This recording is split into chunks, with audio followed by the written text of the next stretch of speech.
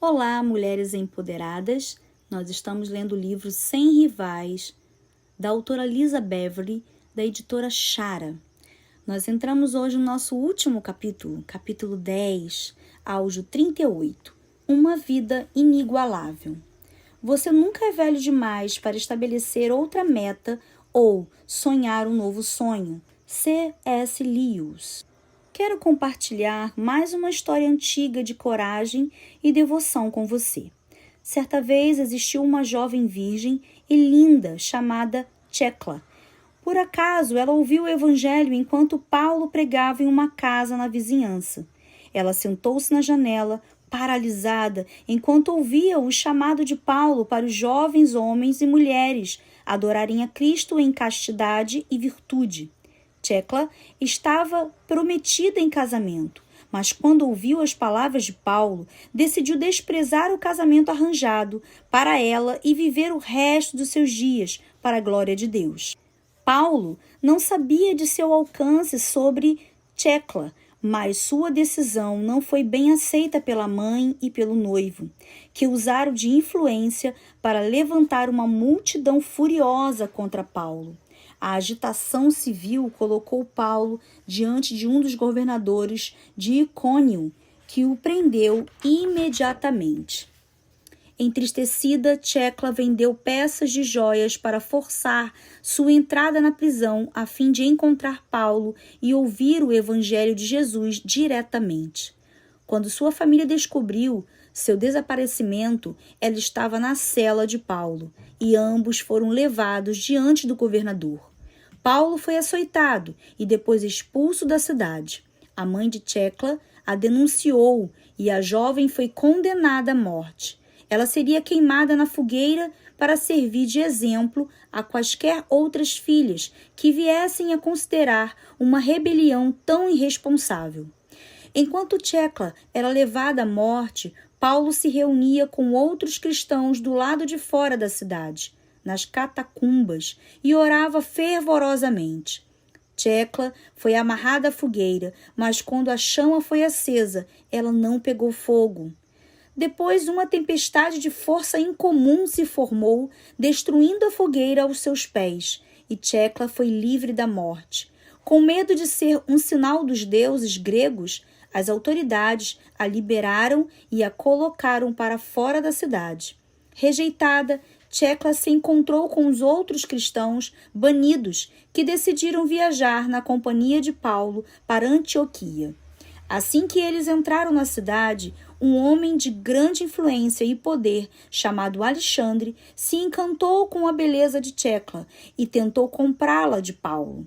Como Paulo se recusou, ele tentou pegá-la à força. Thecla resistiu violentamente e, enquanto tentava se desvencilhar, retirou a coroa de folhas de louro de Alexandre e o ridicularizou publicamente, enquanto ordenava que ele não tocasse na criação de Deus. Furioso, Alexandre a arrastou até diante do governador da Antioquia. Na discussão, Thecla admitiu ter rasgado as roupas de Alexandre enquanto tentava fugir. Novamente, ela foi condenada à morte. Sua execução foi agendada para o dia seguinte, e dessa vez ela seria atacada e devorada por animais selvagens. As mulheres de Antioquia ficaram furiosas. Elas achavam que o julgamento contra Thecla foi injusto. Uma mulher romana de nascimento nobre deu um importante passo e pediu que Thecla tivesse permissão para ficar em sua casa em vez de na prisão, para proteger sua virgindade. Com o passar da noite, ambas se tornaram amigas. Na manhã seguinte, a nobre chorava amargamente enquanto Thecla era acorrentada atrás de uma leoa feroz e enviada para uma arena. A multidão gritava enquanto tiravam a roupa de Thecla e a levavam à força para dentro de um estádio cheio de leões e ursos. A primeira criatura a alcançá-la foi a leoa. Ela foi correndo até Thecla, mas em vez de atacá-la, a leoa se virou e assumiu uma postura de proteção aos pés da jovem. Um urso foi solto, mas antes de poder alcançar Tecla, a leoa o matou. Depois um leão a atacou, mas novamente a leoa lutou para proteger Tecla. A luta terminou com a morte dos 2 leões, com seus corpos presos em combate aos pés da jovem. Os mestres da arena açoitaram e aferroaram os animais restantes em direção à presa. Mais bestas após bestas ferozes se escondiam e se recusavam a atacá-la. A multidão se calou. Enquanto o temor do Senhor silenciava a arena agitada, Tecla ergueu a voz e orou com ousadia. O governador se levantou e parou os jogos. Ele exigiu saber quem era aquela mulher e qual era a fonte do poder que ela possuía. Ela respondeu: eu sou criação do Deus vivo. Creio em seu Filho de quem Deus se agrada, porque apenas ele é o caminho da salvação e a essência da vida eterna. Quem não crê nele não será salvo. O governador ordenou que trouxessem roupas para ela e a libertassem. Centenas, se não milhares, se converteram a Cristo naquele dia.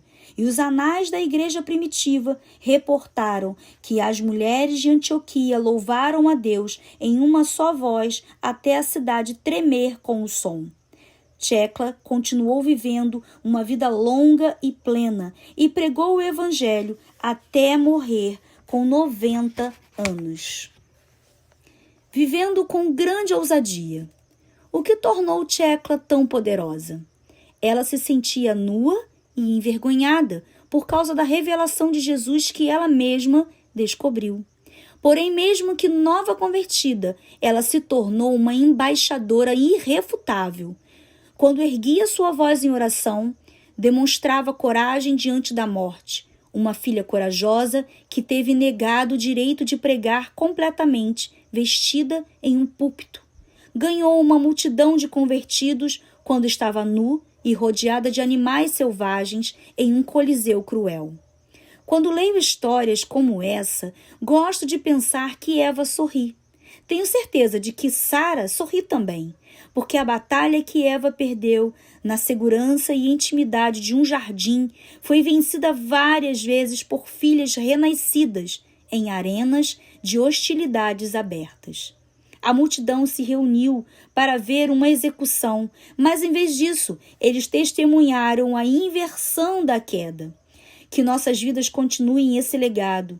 Quando declaramos diariamente que nossa salvação e essência são encontradas apenas em Cristo, aumentamos nossa capacidade de sermos cheias dele e apressamos sua vinda. Hoje, sabemos mais sobre a Bíblia do que em qualquer outra época na história da humanidade. E ainda assim, para onde esse conhecimento nos levou? Temos uma abundância de informação e uma gritante falta de informação. Temo de muitas maneiras e de muitas frentes que o intelecto e o talento tenham sido substituídos pela palavra de Deus e pela direção do seu espírito. Eu quero mais. O que sinto em meu espírito é um derramar e uma colheita sem rivais. Esse mundo perdido precisa ver o poder de Deus. Talvez seja tempo de ecoar as orações da igreja primitiva. Agora, Senhor, olha para as suas ameaças e concede aos teus servos que anunciem com toda a intrepidez a tua palavra, enquanto estendes a mão para fazer curas, sinais e prodígios, por intermédio do nome do teu santo servo Jesus. Atos, capítulo 4, versículo 29 a 30. E o que essas orações colocam em ação? Tendo eles orado, tremeu o lugar onde estavam reunidos. Todos ficaram cheios do Espírito Santo e com uma intrepidez anunciaram a palavra de Deus. Atos 4, 31.